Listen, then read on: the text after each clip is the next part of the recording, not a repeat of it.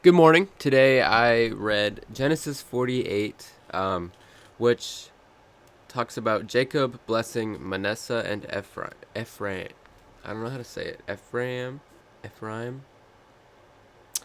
But basically, Jacob brings his son Joseph in and tells him that he's claiming Joseph's sons, so I guess his grandsons.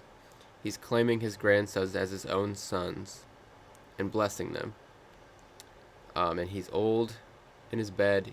He's blind. He can't really see, and he wants to bless the sons, which that's crazy to me. That's what stuck out to me today is that God really is the greatest storyteller because he moves these people in ways that make the greatest stories. And you just look at life around you, and you just think about all the crazy things that happen.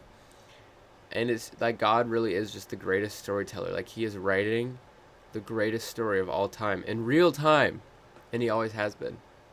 It's crazy. And you look at the world around you and you see how creative he is. Like no other being could create something so intricate as the human body or any of the stuff that we have. Um, it's just crazy. I don't know how people can believe that there's no God when you just look around. Like I feel like it's obvious. Like obviously someone had to make all this stuff. Like you think I wouldn't get into it, but I just thought it was interesting because uh, the story of Jacob begins with Jacob and Esau, where Jacob and Esau are receiving their blessing, and Jacob tricks his father into giving him the blessing, even though he's the younger brother. And this comes full circle um, when Jacob is giving the blessings, and he gives the blessing to the younger brother, which is interesting, because he is the younger brother, and he sort of tricked Esau out of getting the birthright and the blessing.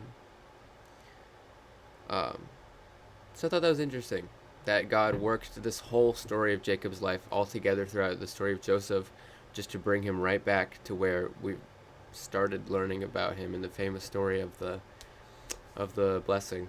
So yeah, pretty basic stuff, but it's always good to have a reminder of how genius God is and everything he does, everything he creates, everything he writes. So yeah, that's all I got for today. See you tomorrow.